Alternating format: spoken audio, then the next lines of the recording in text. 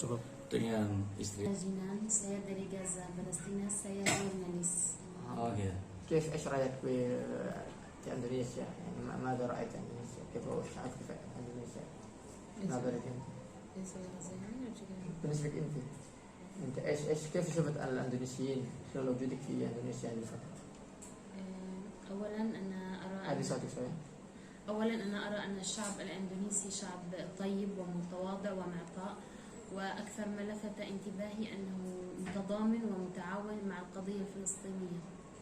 Pertama dia bilang dia melihat orang Indonesia ini orang sangat baik, sangat dermawan, ya sangat menyambut orang Palestina secara proporsional, dan juga yang paling membuat dia terkesan adalah bagaimana kepedulian Indonesia terhadap Palestina yang jauh melebihi kepedulian negara-negara lain, terutama dalam kaitannya konflik yang sedang terjadi di Palestina. Seperti apa dikenalnya orang Indonesia bagi orang Palestina sampai saat ini? في فلسطين كيف صورة الأندونيسيين في فلسطين؟ نعم، الشعب الفلسطيني يدرك جيدا أن أفضل الشعوب المتضامنة معه هي الشعب الإندونيسي، وهو يحبونهم دائما، والمتعارف عندنا أن أكثر بلاد مسلمة وتطبق الأحكام الشرعية. Ya. Pertama dia bilang kalau di Palestina sendiri warga Indonesia terkenal sebagai warga yang paling solider terhadap Palestina. Ya, itu sudah bukan rahasia lagi, dan juga sebagaimana juga dikenal oleh dunia, umat Islam di Indonesia adalah yang terbanyak di dunia, dan juga tingkat religiusitas orang Indonesia ini juga sudah terkenal di Palestina. Betapa warga Indonesia ini orangnya ramah sekali, berakhlak, dan sebagainya. Ini membuat mereka itu respect terhadap bangsa Indonesia. Dan yang perlu diketahui semua tentang kondisi warga Palestina, kemudian juga informasi dasar seputar negeri para nabi, hubungannya dengan kita, ya, bahwa Palestina dan Indonesia ini punya banyak kesamaan dari segi agama, gitu kan. Bahkan ulama-ulama yang selama ini menjadi panutan kita di Indonesia itu orang Palestina. Sebutlah Imam Syafi'i. Imam Syafi'i ini kan mazhab terbesar di Indonesia, ya. Itu orang Gaza. Dan saya pernah ke rumah beliau di sana itu. Artinya agar mereka timbul rasa kecintaan dan kepedulian bahwa misi memerdekakan Palestina itu juga misi kita semua sebagai sesama umat Islam, sesama umat Nabi Muhammad SAW. Dari nantinya ini apa yang akan disampaikan kepada anak-anak ini tentang situasi yang sebenarnya terjadi di Palestina? Ya, untuk situasi ini memang sayang sekali, ya, karena memang media dunia ini kan sudah dikondisikan, ya, oleh Zionis agar Palestina ini tidak muncul di permukaan.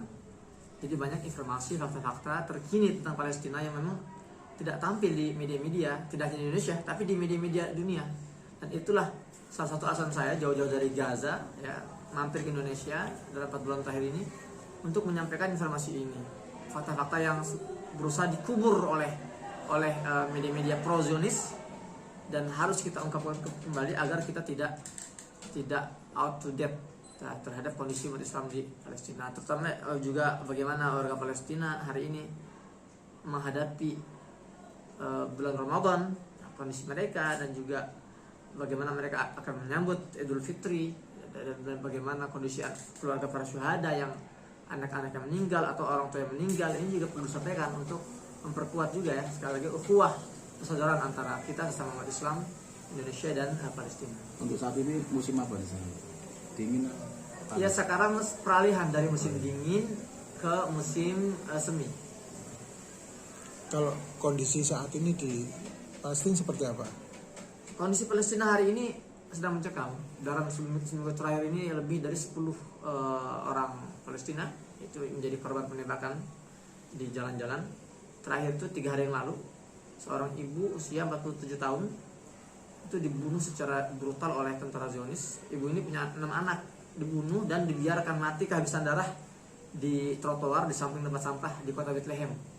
Memang SOP orang Zionis ini sengaja kalau mereka tembak orang Palestina itu ambulan nggak boleh datang, nggak boleh mengevakuasi, nggak boleh memberikan pertolongan, harus dibiarkan mati sampai kehabisan darah. Dan itu direkam oleh kamera, itu ada videonya viral kalau di media lokal mereka. Dan jadi sebagian dari kita menganggap Palestina ini sudah merdeka, bahkan konflik sudah berakhir, penjajahan selesai. Padahal ini belum. Dan ini salah satu informasi yang harus sampai kepada masyarakat Indonesia bahwa kita harus mengawal saudara kita di Palestina sampai mereka menghirup udara kebebasan. Jadi tidak musiman, tidak setahun sekali, tidak hanya ketika media-media menayangkan baru kita peduli, namun ketika media bungkam kita ikut bungkam. Jadi ini juga kita minta sinergi juga lah sama teman-teman media kan untuk terus mengekspos kondisi mereka agar mereka tidak terkesan sendirian dalam memperjuangkan hak mereka. Iya, maaf. Ya, bahwa semua produk dari Palestina yang masuk ke Indonesia ini tidak dipotong oleh pajak ya, bea cukai ya. Itulah yang memberanikan saya untuk membawa banyak produk dari Palestina. Saya bawa 150 kilo pernak-pernik dan juga facial gitu ya, dan juga kantong kunci buatan orang Gaza dengan niat ya saya jualkan di Indonesia karena di Gaza kan gak ada pembelinya, sepi pembeli. Tapi kaget ketika saya bawa itu malah diminta bea cukainya sampai jatuh hampir 50 juta ya. Nah, itu besar sekali gitu kan. Dan saya juga tanya-tanya, kami sudah menghubungi pihak bea cukainya kan, tapi ya kita tidak bisa benar-benar memahami alasan logis. Dan akhirnya tertahan sampai sekarang. Sudah kita bayarkan, sudah kita ambil, tapi kita bayar dengan harga tinggi itu bea cukainya. Ya mungkin itu untuk zaitun saja mungkin saya nggak